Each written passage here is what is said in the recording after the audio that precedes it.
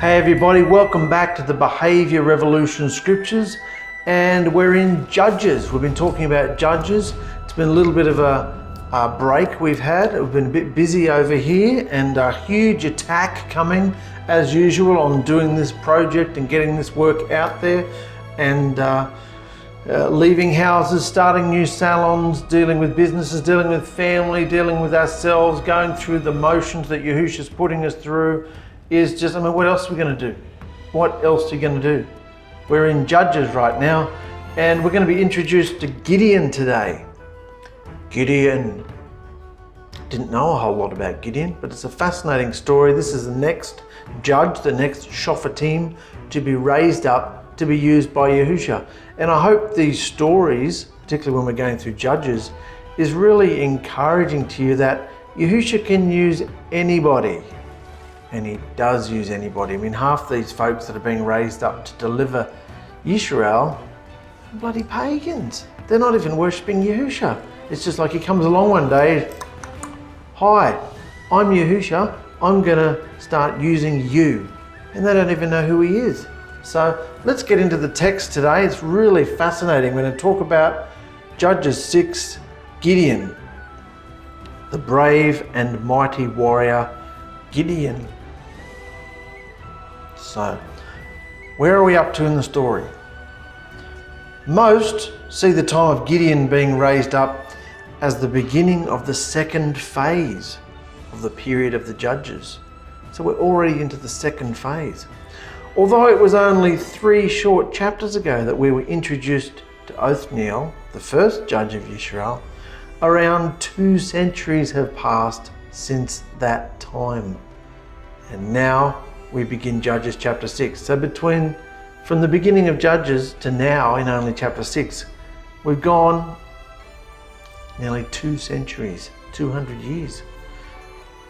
Australia's just over 200 years old since being discovered by the ●📫📏. So, and you can see what happens in 200 years. So conditions in Israel changed greatly over that time. Various Canaanite kings have come and gone. Israelite territories had expanded and contracted. The priesthood of Israel was moving steadily towards irrelevance. Simeon's absorption into Judah was underway. Dan was on the move north in the process of abandoning their Yahusha-given territory on the Mediterranean for an easier life up near Lebanon and Syria. And the 2.5 Israelite tribes who had chosen a life on the east side of the Jordan were slowly but surely separating themselves from the rest of their Hebrew brothers. So that's where we see ourselves about 200 years later. Gideon now represents the 5th cycle of rebellion. Remember these cycles we dealt with? We've been putting them up in the introductions behind me. The cycle of rebellion, falling away, oppression by a foreign nation as divine punishment, then Yisrael crying out for deliverance, and Yahusha responding by sending them a SHOPHETIM, a Shophet, deliverer, a Messiah type, who would lead them to victory. And after defeating their oppressors, Yisrael would, for a short time, step back from their idolatry, obey, and serve Yahusha with sincerity, and obey his instructions. So that's the cycle. And we now come into Gideon, who is the 5th cycle. This is the 5th time in about 200 years. It's not a long time when you look at it. How many generations is that? It's only about 3-4 generations, or maybe. But now we're in the 5th cycle of rebellion, falling away, oppression, and crying out, and Yahusha bringing a judge in to rescue them. So, yet, in no time, backsliding would begin and the cycle would start all over again. The damage had been done. Yisrael had allowed the Canaanites to remain and thrive all over the promised land. And without their even realizing it, Yisrael had embraced many of the philosophies and standard cultural practices of the Canaanites. Therefore, it was tempting and easy for the Israelites to compromise and reintroduce those pagan ways back into their worship and lifestyles again, like right after the judge had died. Remember, they had peace for the lifespan of the judge, and as soon as the judge died, they go into the cycle all over again. They were running towards this paganism. They found it so attractive that the minute there was some upstanding person around that died, they just ran towards it. Now, there's a saying in the US, down in the South, when you're up to your ass in alligators, it's easy to forget you were supposed to drain the swamp.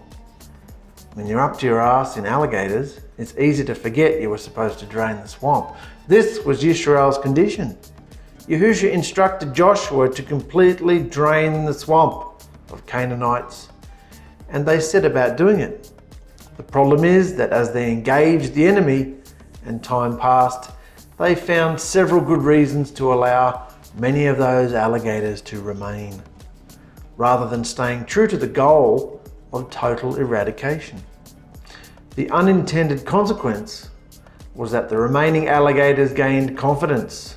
They thrived and became a bigger pest than before the set-apart war process had begun under Joshua. That is the danger of allowing seeds of demonic enemy, the alligators. That's the danger of allowing them to stay in the set-apart land, stay in this vessel, stay in your heart. The seeds of unbelief, the seeds of disobedience, the seeds of bitterness. Keep them there, they grow, they get strong, and they start to take hold and have a behavior in you. So that is the danger. Over the next 3 chapters, we're going to see the history of Gideon and then later his family fully discussed, because Yahusha's amazing favor and set apart perfection and justice was so obviously on display all during this time, but also because it contains a rich treasure of instruction and warning for the bride today not to mix their behavior with the alligator lifestyle of this world. Not to mix with the behavior of this world. Every one of the 4 cycles of disobedient falling away given to us up to this point in the book of Judges ends with the words. So all what we've been through so far in the first 6 chapters, all those things end with these same words. Then the land had rest for 40 years. Around about 40 years. Most of those chapters end with this. Each cycle ends with those words. The land had rest for 40 years. But the next cycle begins with the words, but the people of Yisrael did what was evil in Yahusha's eyes. The cycle of Gideon was exactly the same as the behavioral cycle of Yahusha's bride in the 21st century. It's running on parallel tracks. Do we have eyes to see and ears to listen? It's exactly the same as what's happening today in the bride. Half are going to be wise, half are going to be foolish. It depends how much behavior is being mixed, assimilated, syncretized with the outside world.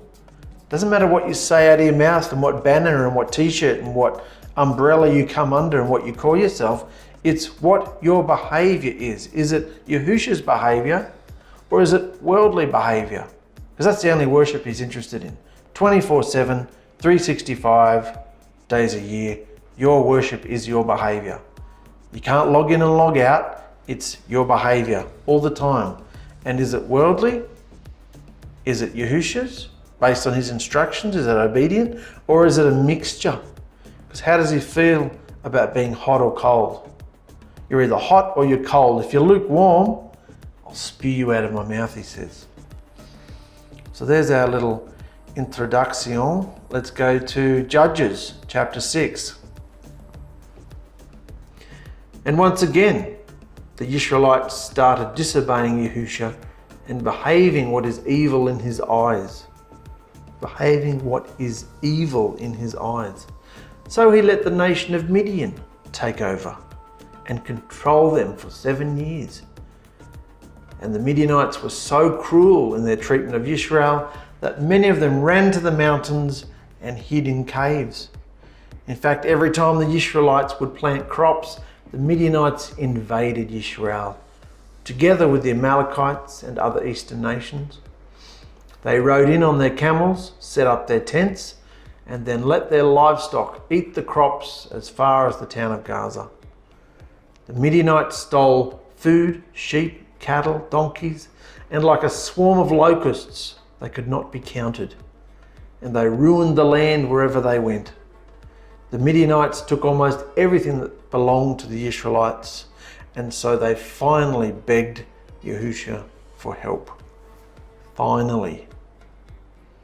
It says right here, the fact that it took Israel 7 straight years of these human locusts descending upon them before they sought Yahusha for his help ought to be familiar to us. Not just because that was the general pattern as seen in the era of the judges, but because to this very day, many of Yahusha's people seem to seek him only after matters have become extreme and as a last resort. Yisrael was brought very low. They existed in the most primitive ways, cowering in fear, eating disgusting things to survive, and living in crevices in the rocks for shelter. So, referring to this first verse here, once again the Israelites started disobeying Yahusha and behaving what is evil in his eyes. What is evil in his eyes. His ways are not our ways. What we think is right is actually evil. It doesn't say, we'll come back to the picture, it doesn't say that Israel did what was right in their own eyes, does it? It doesn't say Israel started doing what was right in their own eyes. No, it says that they did what was evil in Yahusha's. Why? Because doing what is right in our own eyes is in fact evil in Yahusha's eyes. This is black and white. There's no grey area. There's no lukewarmness. It's either good or evil. And if it's not a thought given to you by Yahusha, what is it? You know, his ways are not our ways. In Isaiah 55, my thoughts are not your thoughts, nor are your ways my ways. Even in Exodus 14, his ways are higher than our ways. Who on earth are we to think that our way, our mind, our apparent order and routine, which is generally chaos, is higher and better than his way? I mean, if you still think that, if you are still frustrated by his process, the bizarreness of his ways, then you're in for a cycle, a hot wash spin cycle. So, it doesn't say that Israel did what was right in their own eyes. It said they did what was evil in Yahusha's. Why? Because it's the same thing. Evil is much more deceptive than clear and obvious. Evil is very rarely clear and obvious. It's much more sneaky and deceptive. Evil almost always looks beautiful before it turns ugly. Evil seems right in our humanness before it all goes wrong. Are we to think in these cycles of the judges that the people of Yahusha awoke one morning and said, let's offend Yahuwah? That the leaders of Israel got together and made a pact to be wicked? I guarantee you that they would have protested greatly if ever accused of wickedness and idolatry, and they would have denied it and been furious at the accusation. We read of it not only here, but in the prophets as well. The prophets that Yahusha chose to warn his people were anxious to deliver the message because they knew full well it would be rejected and they would suffer for their efforts, because the leaders and the citizens at large were unconvinced that someone would ever point a finger at them and say that they were behaving as heathens before Yahusha. How could you declare that I'm being disobedient? I'm this, I'm that, I'm serving Yahusha. You see? How does it feel when this is the delusion? See? Evil is very sneaky and cunning. It seeps in slowly over long periods of time, you know? And that's why the prophets were always nervous, because no one actually believed they were doing the right. It's not like they were Satan worshippers out there promoting it. And, you know, Satan gets his biggest kicks out of slowly deceiving those who declare to be obedient. Such as all the religions today, those sitting in the pews declaring that they're good and righteous and obedient. He's already got all them because they don't even know his name. So, how does it feel when the penny drops and you suddenly realize that Yahusha has been letting you have your own way for a time? But now he's opening your eyes and giving you a good look at the disgusting filth that he sees manifesting from you daily. Feel good? The bride needs to be honest and face when she feels Yahusha's hand of judgment on the back of her neck. Repent and change, instead of going on in denial and excuses as though misery is normal. As it is in the world, misery is normal out in the world. That's just normal life. To be miserable, to be moody, to be up one minute and down the next. That's just normal behaviour. If we allow ourselves to make those excuses, I'm not feeling that good today, not feeling that happy today, oh well, better luck tomorrow. No, you shouldn't feel like that in Yahusha. We need to wake up and see that everything in our life is, everything in your life right now is because of you. Everything in my life right now is because of me. Everything in our life is because of us. Our choices and behaviour.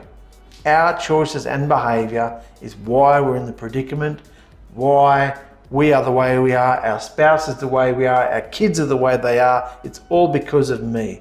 I'm the head of my home as a man. In Yahusha, I'm the head of my home. I am responsible for everything and everyone in it. Got that? So, your life's the way it is because of you. You can blame religion, you can blame friends and family and wives, and you can blame everybody you want, but it's just excuses. Everything is the way it is because of you, your choices and your behaviour. Yahusha never changes. The pattern never changes. And because the pattern never changes, the consequences never change either. Yahusha turned Israel over to their enemies to be oppressed. And in this case, the enemy was Midian. Yes, the same Midian where Moses fled from Egypt, found a wife, lived as a simple shepherd for 40 years, and then was summoned to the burning bush on a hilltop and collapsed at the sound of Yahusha's voice and unbearable magnificent weight of his presence. It's the same Midian that took over Israel and were cruel to them a few hundred years later. And on a side note, Midian was the name of a semi-nomadic tribe that shared a blood kinship with Israel because it was descended from Keturah, Abraham's concubine, after Sarah had died. That's why they had similar coloured skin. Not white, not black, it was kind of middle of the road. Dark olive skin. Midian and Israel shared the same colour skin almost because they were distant cousins, the distant relatives. They were both from Abraham. But of course, only Abraham's line through Isaac was circumcised with the covenant people, the Hebrews. So that's just an interesting point there.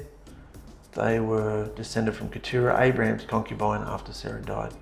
Recall that in the story of Deborah, that the Gentile woman Jael, who pinned Sisera's skull to the tent floor with a hammer and peg, was part of the tribe of Midian.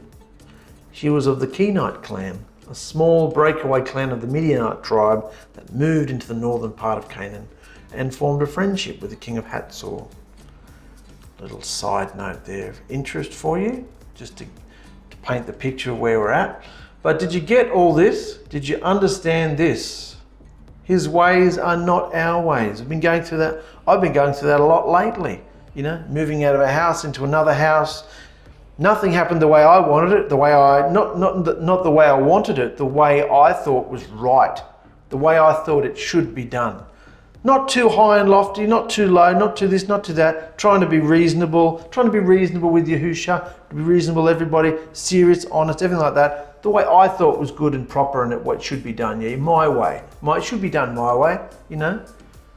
No, Yahusha's in charge of this training plan, and it is completely bizarre. You can't have your way because nothing works if you have your way. So if nothing is working, wake up to yourself. Everything in your life is happening because of you. You. So, what's happened here?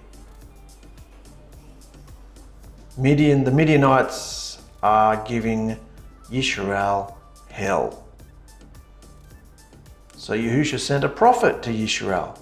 We don't know who the prophet was, but he sent a prophet to Yisrael saying, Yahuwah, the Elohim of Yisrael, has this to say to you all. You were slaves in Egypt, but I delivered you out of bondage and led you out into this land. And when nations here made life miserable for you, I rescued you and helped you get rid of them and take their land. But you still don't get it. I am your only Elohim.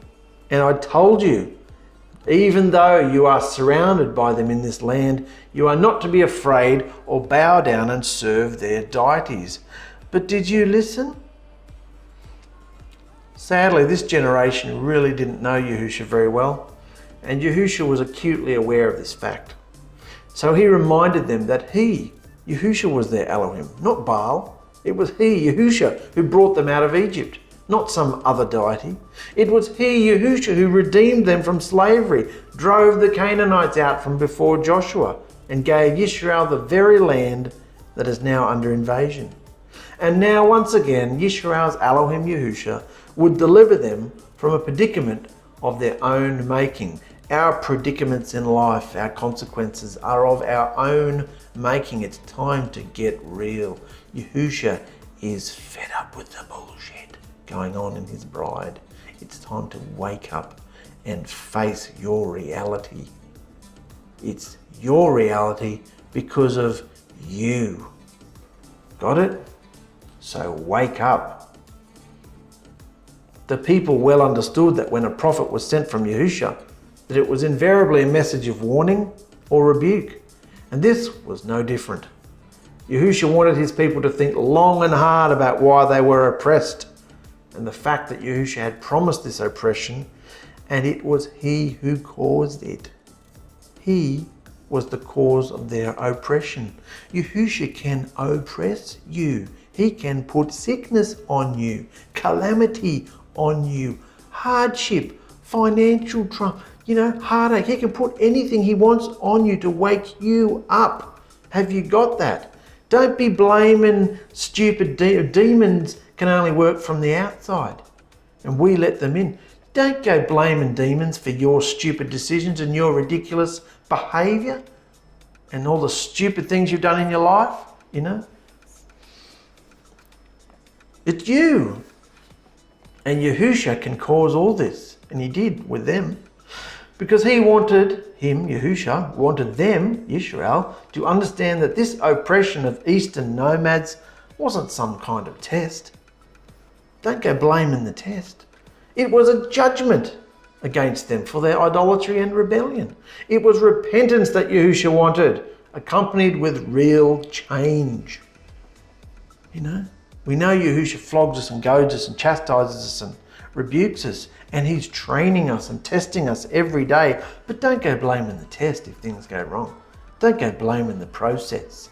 No, they were being judged because of their idolatry and rebellion. We've talked long and hard for many videos now, all the 21st century forms of idolatry, so I'm not going to go into them all.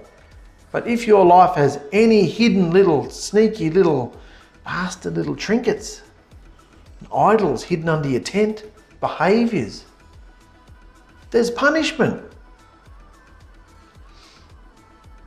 So Yahusha said in that verse we just read, don't be afraid or bow down and serve their deities, even though they're all around you, in the world all around you, in the nations. Don't be afraid of them, and definitely don't bow down to them. So Yahusha is saying that at the core, their problem is fear. They were fearful of the deities of their enemies, so they surrendered to them.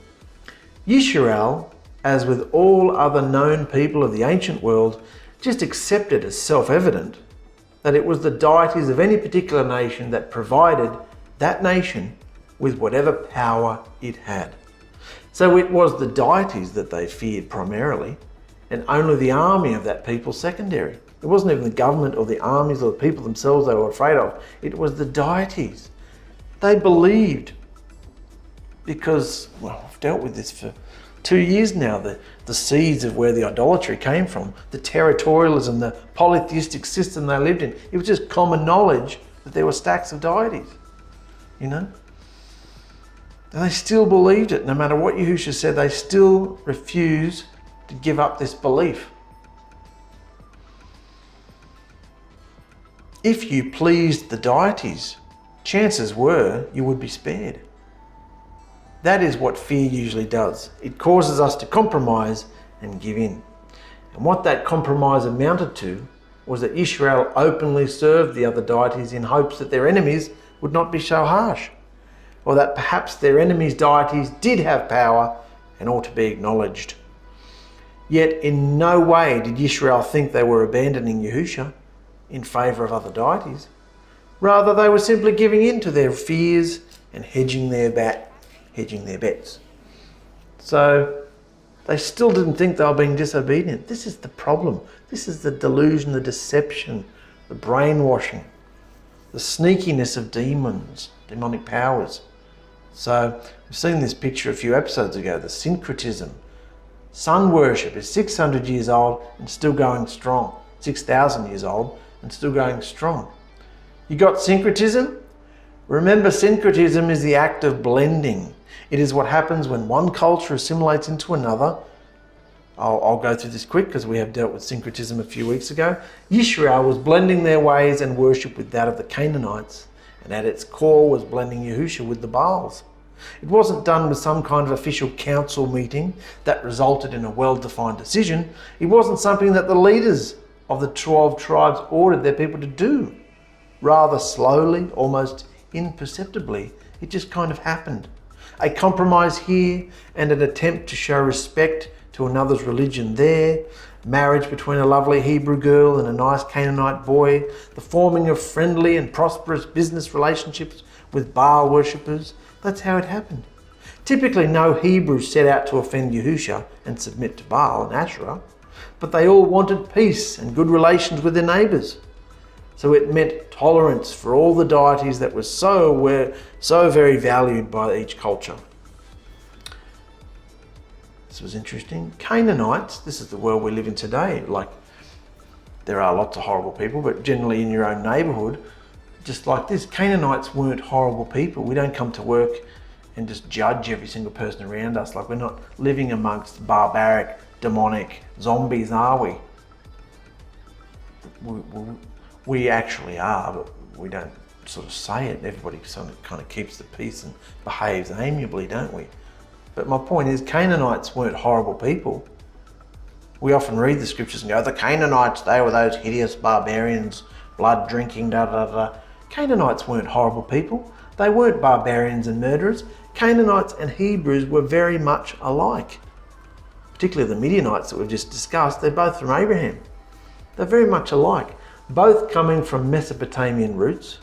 They were farmers, herders, craftsmen, and merchants, and their societies were much more complementary than contrasting.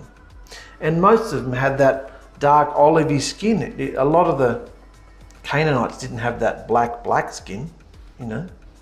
So that was the Egyptians, you know, and a few others around there. But my point is that they were very similar.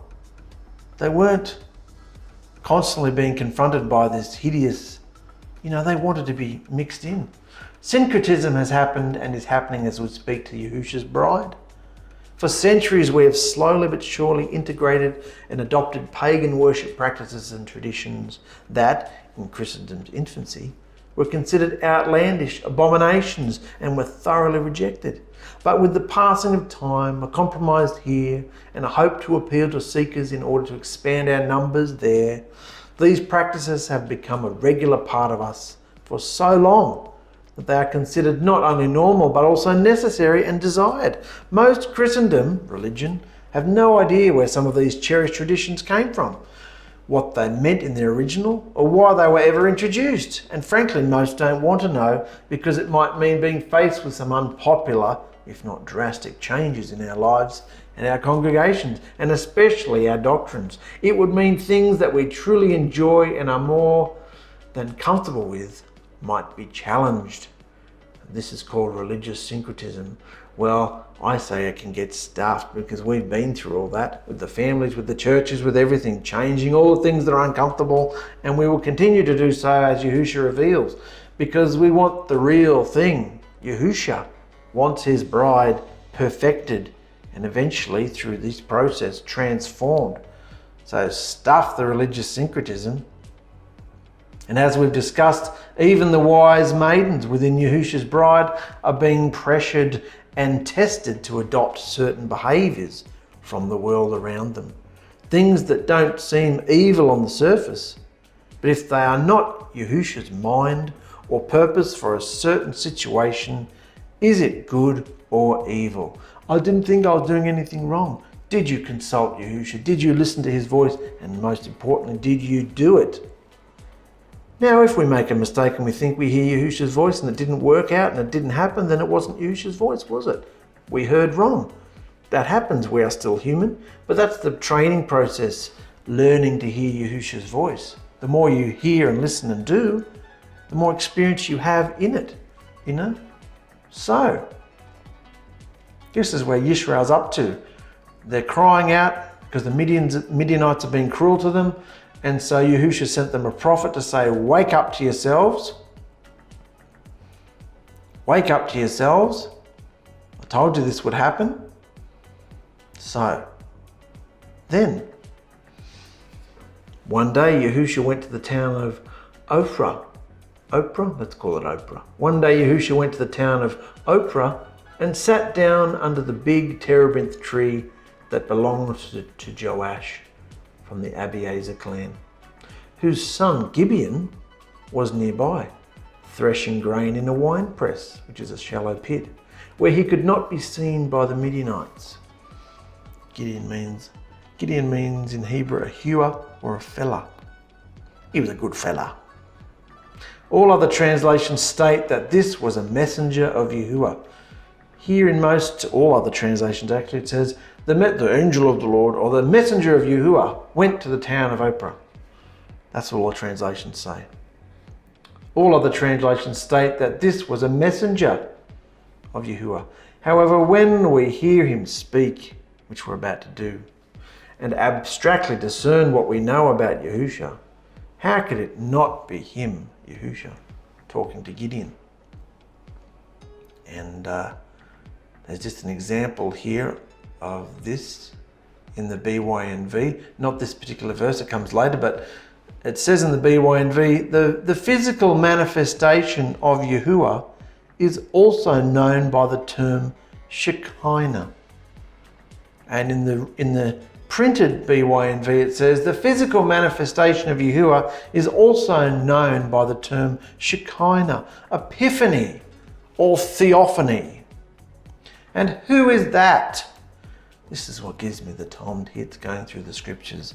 Even the 𝕵𝗚𝗎 gives me the tom tits.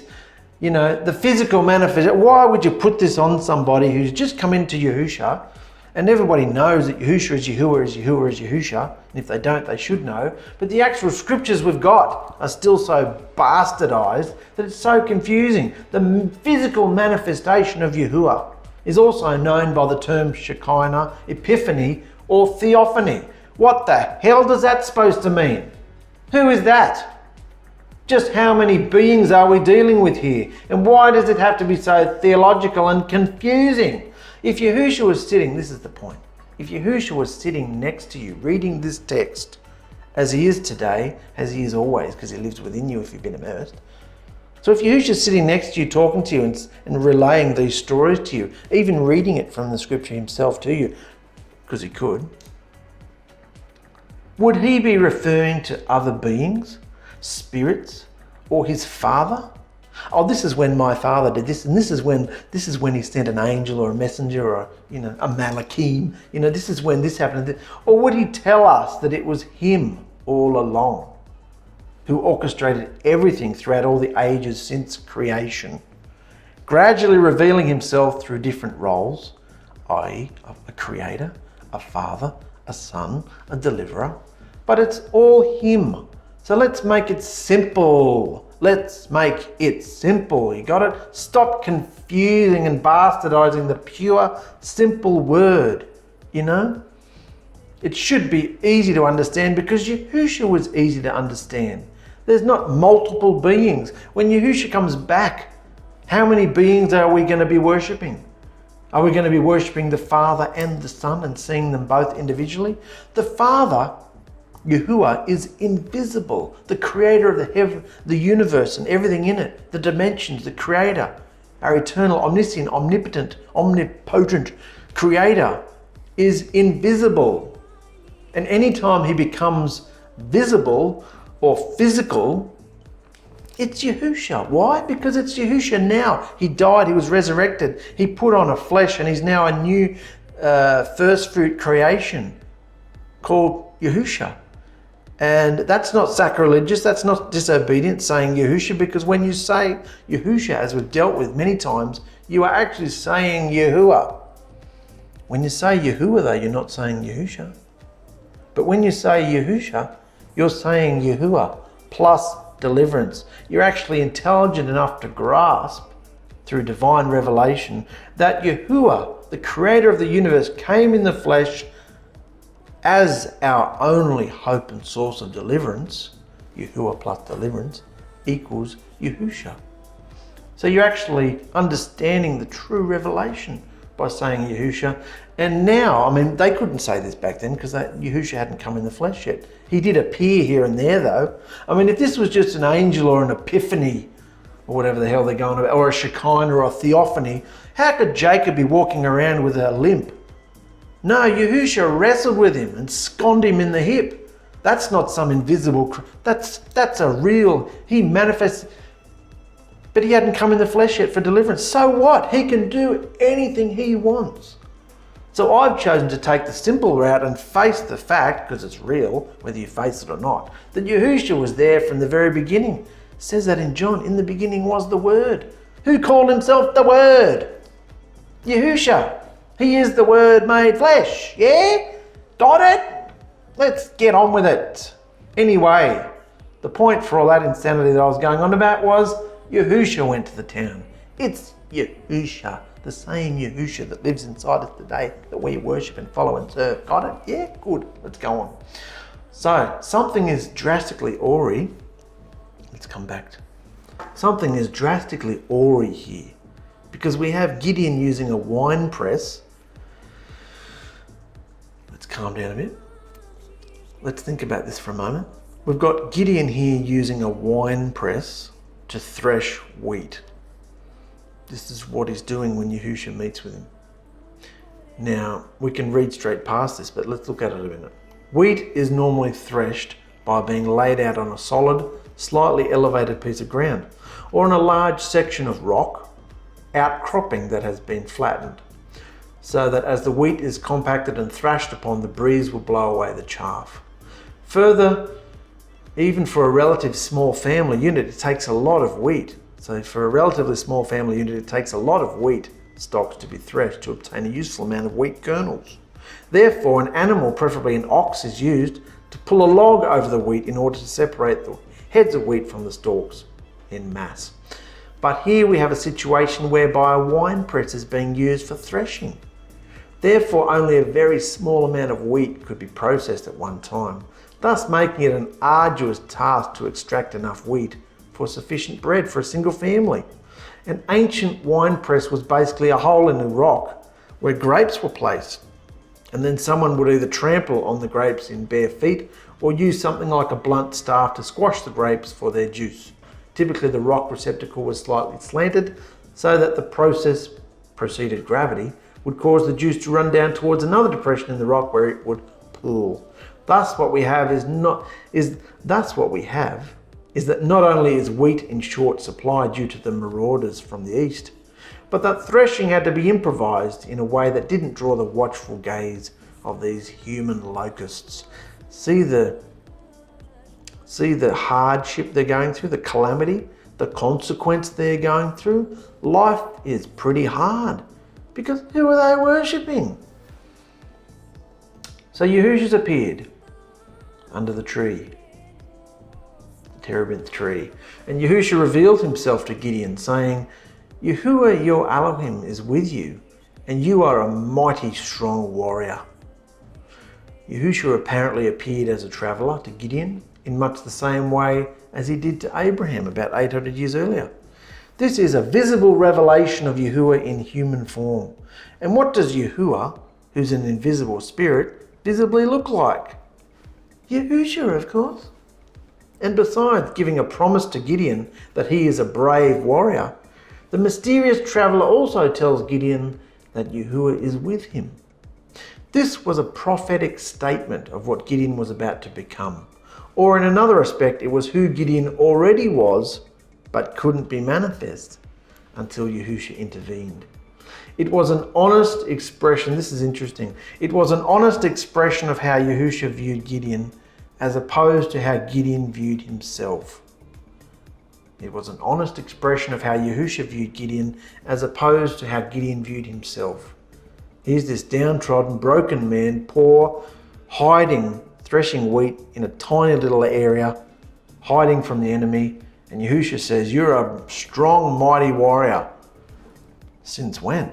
Yahusha sees us for who he made us to be, not necessarily how we have behaved up to this point in our lives.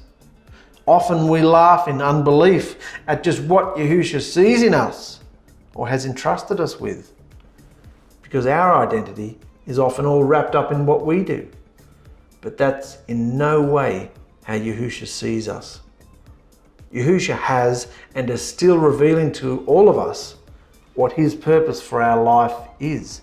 And see how he sees Gideon? How does he see you? How does he see me? It's a lot higher than we see ourselves, I assure you. So, and I'm not talking about in those moments where our ego rises up and we start sprouting our mouth and talking about ourselves. I'm talking about, that's mainly just a show. I'm talking about inside ourselves, the hideous nothing and nobody we see ourselves as. That's not how Yahusha sees us, Here in Judges 6, the man who was hiding from the nomads, who plundered his family, the man who was merely surviving and was to himself nothing special, was to Yahusha a valiant hero, a brave warrior, and would courageously lead his people in battle. It just hadn't happened yet. Yahusha sees us in light of our role in his reign. Take hold of this, guys. Be encouraged. Yahusha sees you in your role, in light of your role in his reign. And every one of those roles is amazing and important. He sees us for the wondrous way in which he made us and for who we really are if we will trust him enough to believe him and go on the journey of transformation with him. Gideon was thinking of himself as anything but a brave warrior. Essentially, what was spoken to Gideon was a promise from Yahusha. So Yahusha says, Yahuwah your Elohim is with you, and you are a mighty strong warrior. Gideon said, Yahuwah is with me? Seriously? Don't take this the wrong way, Master. But if Yahuwah was with us, helping us, then why have all of these awful things happened? We've heard how Yahuwah performed such amazing miracles and wonders, rescuing our ancestors from Egypt. But those things happened a long time ago. And now he's abandoned us and left us to rot with the Midianites. So whose fault is it? When Yahusha said that Yahuwah is with you, Gideon took it to mean that Yahusha was with Yisrael, not with him personally.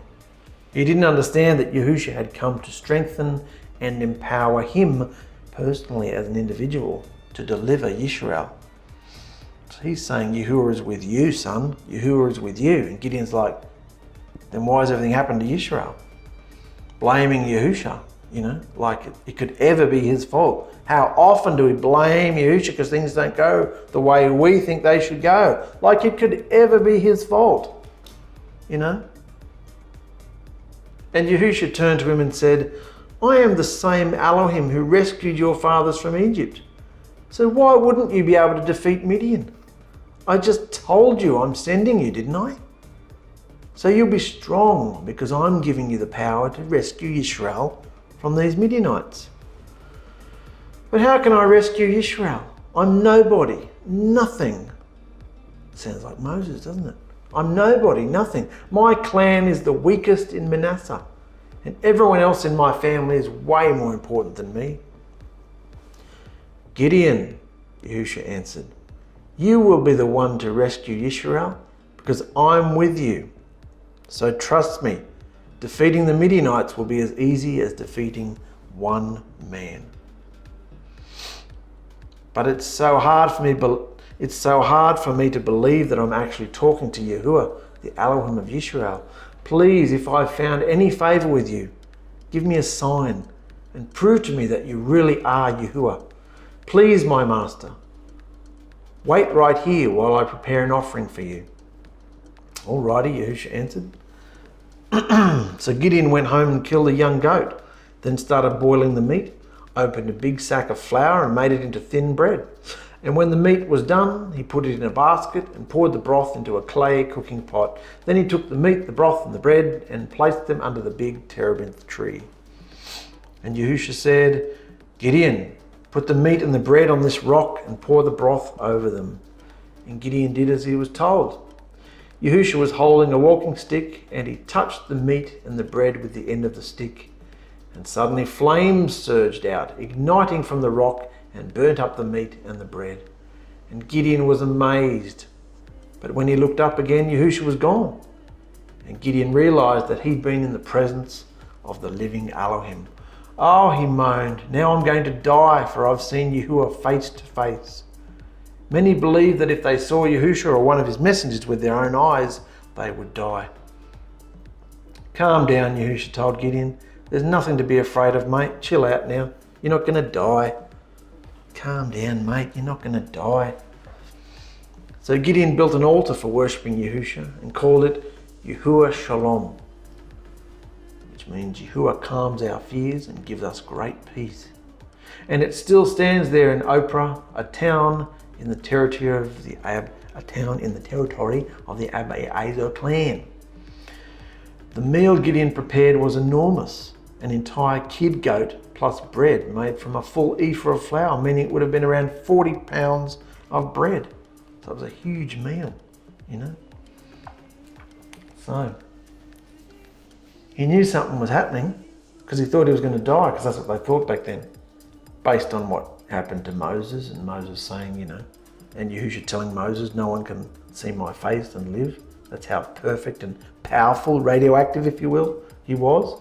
So he immediately thinks, I've been with the living Elohim, I'm going to die.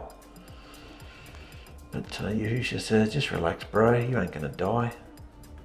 So why would I tell you I'm going to send you to rescue Yisrael and get rid of the Midianites if you're going to die, for goodness sake.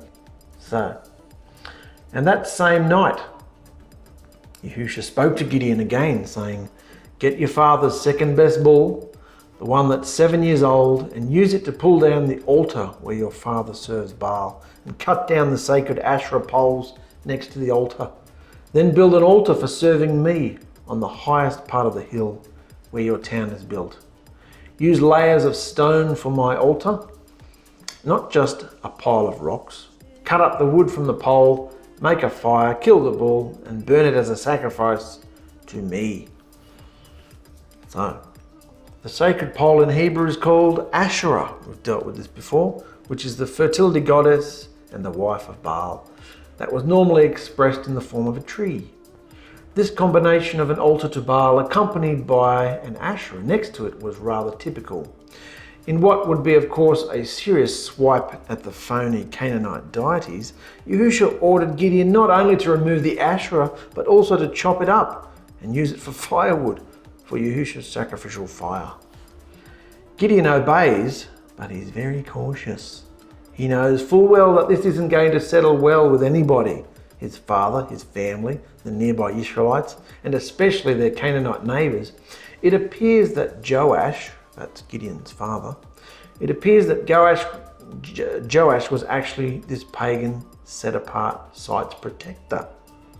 So he's the site protector and caretaker, Gideon's father. And Joash did this willingly and with the blessing of the Hebrew people. We're told that Joash was of the clan of Eliezer, which is part of Manasseh. This place where Gideon lived was his own clan's village. They owned it, they controlled it, and they had adopted Baal. They own this place. They're not in captivity. They're in their own land. And they had adopted Baal, Asherah, and likely other elements of Canaanite worship to go along with their traditional worship of Yahusha. This high place or strong point where the Baal altar was located was revered by Joash and his clan and not despised in any way. Despite what we have thought, Yisrael was not forced to worship other deities, not at this point in history. They did it because they wanted to, and they had no concept that what they were doing was wrong. Ridiculous. So Gideon's done all that. Have they done it yet? No, they haven't done it yet. They're about to do it. So Yahusha told Gideon what to do. So Gideon chose 10 men from his group of servants. He's a poor guy and he's got servants. What's that about? Gideon chose 10 men from his group of servants to help him, and they did everything that Yahusha had said. But because Gideon was afraid of his family and what the people in town might do or say to him, he executed all of Yahusha's plan late at night, not in the daytime, so that no one would know it was him. Lots of spelling mistakes in this one today, sorry guys. So he did it late at night, not in the daytime, so that no one would know it was him. And when the people of the town got up the next morning, when the people of town got up early the next morning, they saw that Baal's altar had been knocked over and the sacred Asherah poles next to it had been cut down. Then they noticed the new altar covered with the remains of the sacrificial bull. So notice that Gideon, who earlier told Yahusha that maybe he wasn't the best choice to be Israel's deliverer because he was from the poorest clan in Manasseh, he owned at least 10 male servants. Most male servants had families who were also in servitude to the master. The Hebrew word ebed means servants or slaves. So these 10 were in no way traditional family members. Therefore, this man that Yahusha called "you valiant hero" or brave warrior was every bit the nervous, excuse-making skeptic that Moses had been some 250 years earlier. And you can bet that the job of tearing down the altar and Asherah wasn't all that big or hard. No big deal. But Gideon wanted some protection when he did it. Was this just unwarranted fear? Not at all. Was he just being a coward? Not at all. Because as we discover, when some men of the village went up to the altar site to pay homage to Baal, it was gone and they went ballistic. Baal's altar was demolished and in its place was a brand new one with the bull laid upon it and burnt up, and the Asherah pole used for kindling under it. And by the way, remember, these men who went up and found this situation were Yisraelites, not Canaanites. Yisrael had become Canaanized, So, Gideon's gone out in the middle of the night. Didn't want anyone to see him do it, but he's done what Yahusha said. Destroyed the altar to Baal, cut down the Asherah poles and made a new sacrificial altar to Yahusha. So then the men have come up early in the morning, the town folks, and gone, "Who the hell could have done such a thing?" they asked. And they kept on inquiring until finally someone told them, "Gideon, the son of Joash, did it." Then the men of the town went to Joash, knocked on his door and said, "Your son Gideon knocked over Baal's altar and cut down the sacred Asherah pole next to it. Hand him over now so we can kill him." And the crowd pushed closer and closer. But Joash said, and remember Joash is the caretaker here and he loves his altars. But Joash said, "Why are you trying to take revenge for Baal? Can't he defeat himself?" Defend, that should say. That should say defend. "Why are you trying to take revenge for Baal? Can't he defend himself? Plead his own case? If he can't, then you'll be the ones who are put to death before another day dawns. If he can't, then you will be put to death before another day dawns. But if Baal really is a living Elohim, then let him fight his own battle and take his own revenge on someone who tears down his sacred altar. And that same day, Joash changed his son Gideon's name to Jerubbaal, explaining, "My son tore down Baal's altar, so let Baal plead his own case and take his own revenge." So even though he's, the caretaker of this place and a Baal worshipper, he's still taking a very level-headed approach. He doesn't want his son killed, obviously, but he's making sense. If this is a real living Elohim, let the real living Elohim defend himself. And that's in essence what Jerubbaal means. I think that's written down here somewhere. Remember in that era, it's here. Remember in that era, a name was assigned to people based on their reputation or character, or perhaps some famous act they committed. Jerubbaal means let Baal defend, or better, as it meant for Gideon, the Baal fighter. The Baal fighter. From this point on, be aware that we'll see Gideon called by both names, Gideon and Jerubbaal. In fact, in later books like 2 Samuel, he's even given them a third name, J-Bosheth, because in later times the word Bosheth, which means shame, became a derogatory nickname for Baal. This entire episode to this point was largely about purifying Gideon and his family and ridding the village of the stench of idolatry.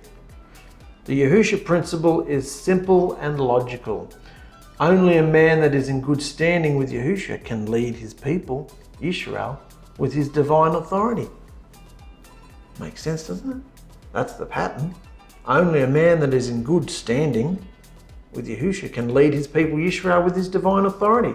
It was necessary that Gideon and his family be the starting point of this cleansing. And then you've got the story so far in Lego brick form. That's for my boys who love Lego. There's a site you can look at. I think it's called 𝕭𝕬𝕧𝕚.com. And it's got all these things here, and I just changed some of the names because the names are wrong, but I just changed some of it. But it's clever. Someone's dedicated their time to doing the whole scriptures in Lego brick. So it's interesting. So his dad's just stood up for him, changed his name to Baal fighter. Let Baal defend himself, in other words.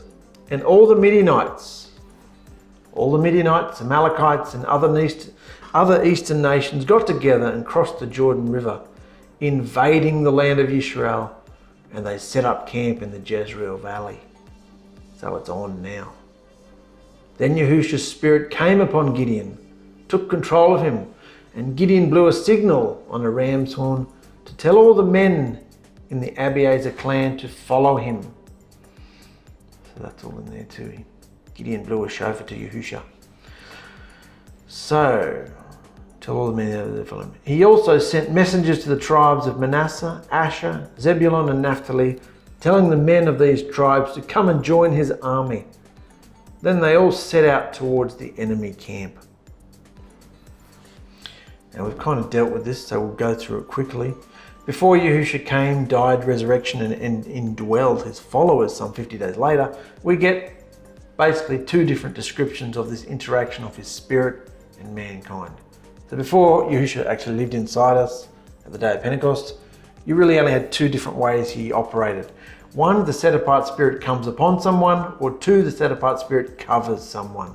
And there are 2 different Hebrew words used that mean 2 entirely different things. The first word, hayah, which is a rather general term meaning became or come to pass or even before. On the other hand, here in Judges 6, we're told that the set-apart spirit covered Gideon. And the word is labesh, meaning to wear something like a garment, or something that is put on like an article of clothing or a blanket. It was that a human is so fully enveloped in Yahusha's spirit that the person becomes endowed with the ability to perform miraculous deeds, including the ability to prophesy or to perform works that far surpass the human nature. Human nature from both a courage and physical strength standpoint. It was essentially this ability to perform bravely in the face of humanly impossible odds against him, or showing equally impossible strength and battlefield skill that most of the SHOPHETIM displayed. And it would be doubly so with Gideon, as we'll discover in our next video when the battle begins. So that's what's come on Gideon. The spirit of Yahusha, like it enclothed him. It's still external, but he's wearing it. It's taken over him like a garment. And Gideon spoke to Yahusha, I know that you promised to help me rescue Yisrael, but I need more proof. Tonight, I'll put some fleece, which is a woolen type fabric. I'll put some fleece on the stone floor of that threshing place over there. And if you really will help me rescue Yisrael, then tomorrow morning, let there be dew on the fleece, but let the stone floor be dry. And that's exactly what happened. Early the next morning, Gideon got up and checked the fleece, and he squeezed out enough water to fill a whole bowl. That's how wet it was. But the ground was dry. But Gideon spoke to Yahusha again. Please don't be angry with me, but I need more proof. Just one more time that you will help me. So this time, let the fleece be dry and the stone floor be wet with dew. And that night, Yahusha made the stone floor wet with dew, but he kept the fleece completely dry. So, Gideon's flesh was clearly in violent conflict with the spirit of Yahusha that clothed him. He still didn't trust, he still didn't believe, he was still full of doubts and fears. He wanted proof, confirmation all the time. His flesh was clearly in violent conflict with the spirit of Yahusha that clothed him. Many argue that Gideon only wanted to be sure that it was actually Yahusha that promised to use him in such a mighty way. Perhaps.